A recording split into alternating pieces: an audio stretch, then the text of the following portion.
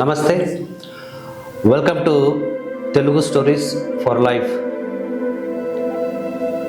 ఒక ఎలుక తన కూతురికి పెళ్లి చేయాలనుకుంది.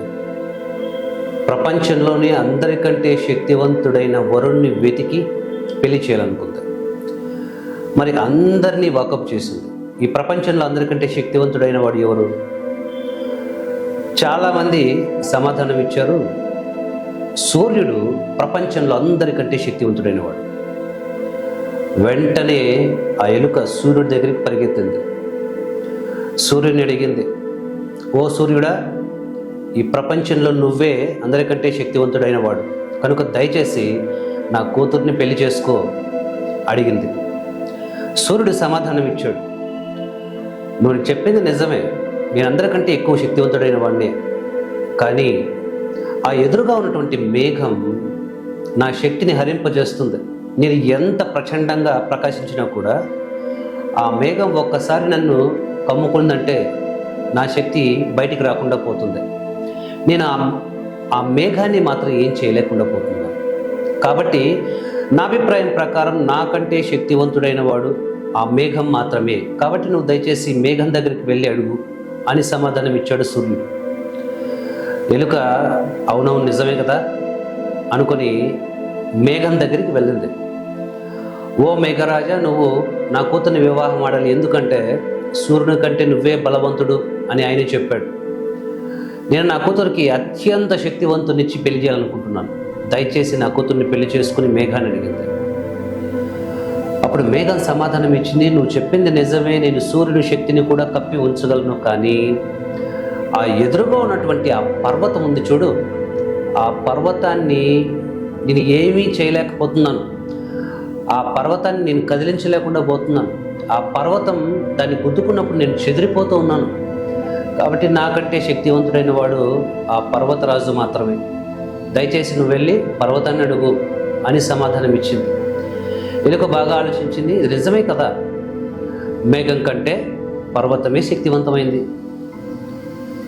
పర్వతం దగ్గరికి వెళ్ళి దాన్ని వినయంగా అడిగింది, ఓ పర్వతరాజా, నేనంతా వాకప్ చేస్తూ వస్తున్నాను, ప్రపంచంలో అందరికంటే శక్తివంతుడైన వాడు నువ్వే అని తేలింది, కాబట్టి దయచేసి నా కూతుర్ని పెళ్లి చేసుకో అని అడుక్కుంది. అప్పుడు పర్వతరాజు నవ్వి, ఓ ఎలుక, నువ్వు చెప్పింది అక్షరాల సత్యమే, నేను ఆ మేఘం కంటే శక్తివంతమైన వాడినే, కానీ ఒక దున్నపోతు ఉంది, అది తన కొమ్ములతో నా పర్వతాన్ని చిన్న భిన్నం చేసేస్తూ ఉంది. నేను దాన్ని ఏమీ చేయలేకపోతున్నాను. అది మాత్రం రోజు తన కొమ్ములతో నా పర్వతాన్ని తోడేస్తూ ఉంది. కాబట్టి నాకంటే ఆ ఎద్దే శక్తివంతమైంది అని నాకు అనిపిస్తుంది. దయచేసి నువ్వు మరి ఆ వృషభం దగ్గరికి వెళ్ళి అడుగు అని ఎలుకకు చెప్పింది. ఎలుక నేరుగా ఆ ఎద్దు దగ్గరికి వెళ్ళింది. ఎద్దును అడిగింది, నువ్వు పర్వతాన్ని కూడా ముక్కలు చేయగలిగినటువంటి శక్తివంతుడు అంట కదా, దయచేసి నా కూతుర్ని పెళ్లి చేసుకో. ఎద్దు గంభీరంగా సమాధానం ఇచ్చింది, అవునవును, నేను ఆ పర్వతాన్ని కూడా నా కొమ్ములతో తోడేస్తున్నాను, పెకలించేస్తున్నాను, కానీ నా మెడకు కట్టినటువంటి ఈ తాడు ఉందే, పలుపు తాడు, ఈ తాడు నన్ను ఎటూ కదలనీయకుండా బంధించేస్తుంది. నేను ఆ తాడును మాత్రం ఏమీ చేయలేకపోతున్నాను. నాకు తెలిసి నాకంటే బలవంతుడు, నన్ను ఆపగలిగేవాడు ఈ తాడు మాత్రమే, కాబట్టి దయచేసి నువ్వు తాడునే అడుగు, అదే అందరికంటే శక్తివంతమైంది. ఎలుక విస్తుపోతూ తాడును అడిగింది, ఓ తాడు, దయచేసి నా కూతుర్ని పెళ్లి చేసుకో, నువ్వు అందరికంటే శక్తివంతుడైన వాడు కదా. తాడు సమాధానం ఇచ్చింది, అయ్యో ఎలుక రాజా, నేను కొండలను పిండి చేసే వృషభాన్ని సైతం కట్టేయగలను, కానీ ఆ కలుగులోంచి ప్రతిరోజు ఎలుక వస్తుంది. ఆ ఎలుక నన్ను కొరికేస్తుంది, నన్ను శక్తిహీనం చేసేస్తుంది, నన్ను తెంచేస్తుంది. నేను మాత్రం ఆ ఎలుకను ఏమీ చేయలేకపోతున్నాను.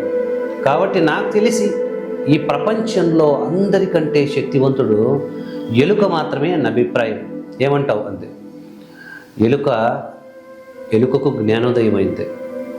ఓహో, ఈ ప్రపంచంలో అందరికంటే శక్తివంతులు మా ఎలుక వంశమే అన్నమాట, ఎలుక జాతి మాత్రమే. కాబట్టి నా కూతురికి వాణ్ణి వీణ్ణి ఎందుకు, అందరికంటే శక్తివంతుడైనటువంటి ఎలుకనే వెతికి పెళ్లి చేస్తాను అని బాగా వెతికి ఎలుక జాతిలోనే గొప్ప శ్రేష్టమైనటువంటి ఎలుకను తీసుకొచ్చి తన కూతురికి పెళ్లి చేసి సంతోషంగా కాపురానికి పంపించింది. ఈ కథలో మనం ఒక విషయం తెలుసుకోవాల్సి ఉంటుంది. ప్రపంచంలో ప్రతి ఒక్కరూ కూడా ఈ విషయం తెలియక మాత్రమే వైఫల్యాలను పొందుతున్నారు, దారుణమైనటువంటి జీవితాన్ని గడుపుతున్నారు.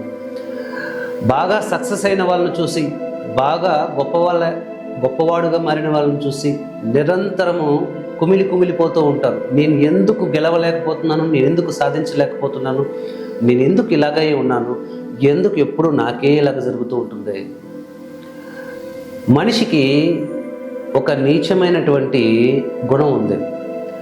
నిరంతరం తన గురించి కాకుండా ప్రపంచంలో తక్కిన వారందరి గురించి ఆలోచిస్తూనే ఉంటాడు.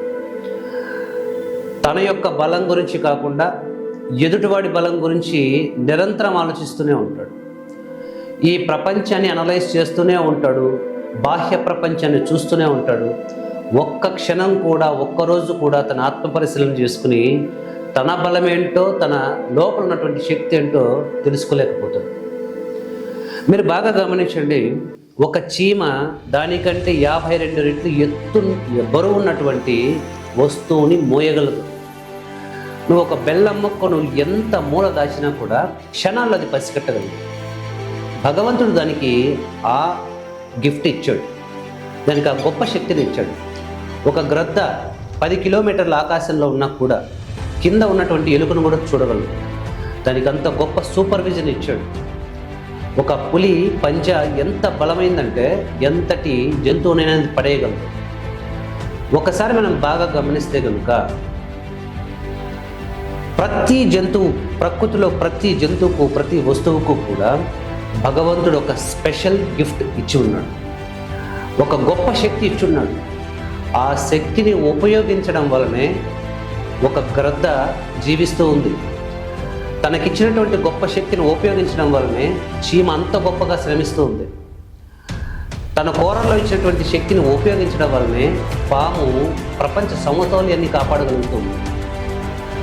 ఒకవేళ కనుక పులి తనకున్నటువంటి పంజా పవర్ని ఉపయోగించకపోతే వీధి కుక్కలు కూడా పులిని చంపేస్తాయి. అంటే ఎవరైతే తనకు భగవంతుడు ఇచ్చినటువంటి గిఫ్ట్ని, స్పెషల్ ఎనర్జీని, పవర్ని గుర్తించగలుగుతారో వారు దాన్ని ఉపయోగించగలుగుతారు. కానీ మనం ఆలోచిస్తే కదా మన స్పెషల్ గిఫ్ట్ ఏంటో, ఈశ్వరుడు మనకిచ్చినటువంటి గొప్ప విభూతి ఏమిటో మనం ఒక్కసారైనా ఆలోచిస్తే కదా ఆ అవకాశమే మనకు ఉన్నట్లేదు. నిరంతరం ఎదుటివాడి శక్తి గురించి ఆలోచిస్తూ ఉంటాం.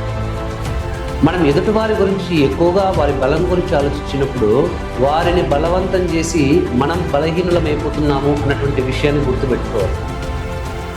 చూడండి, ఎక్కువగా ఇతరుల బలం గురించి ఆలోచిస్తూ ఉంటే వాడు బాగా ఎదిగిపోయినప్పుడు విపరీతమైనటువంటి దుఃఖం, అసూయ కలుగుతుంది. అది మన శక్తిని నిర్వీర్యం చేస్తుంది.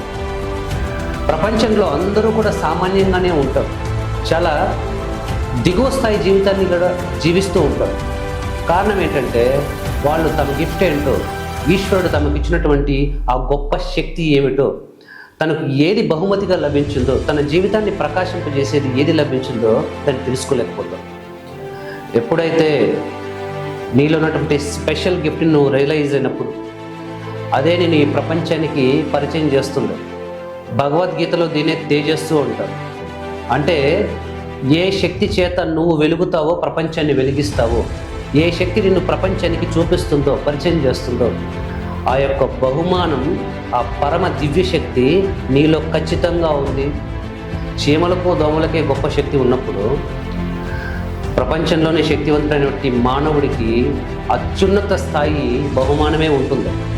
దయచేసి ఎదుటివారి బలహీనతల గురించి ఆలోచించడం మానేసి నీ బలమేంటో, ఏది నిన్ను ఈ ప్రపంచానికి పరిచయం చేస్తుందో ఆ శక్తిని నువ్వు కనుక్కోవాల్సి ఉంటుంది.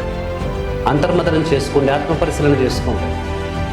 ఈ శక్తి మాత్రమే నిన్ను కాపాడగలుగుతుంది. ఈ శక్తి మాత్రమే నిన్ను గొప్పవాణ్ణి చేస్తుంది.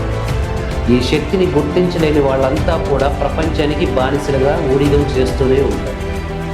నువ్వు గెలవాలంటే నువ్వు జీవించాలంటే, నువ్వు చరిత్రలో నిలవాలంటే ఈశ్వరుడు నీకు ఇచ్చినటువంటి ఆ ప్రత్యేక బహుమతి ఏంటో నువ్వు తెలుసుకోవాల్సి ఉంటుంది. నమస్తే.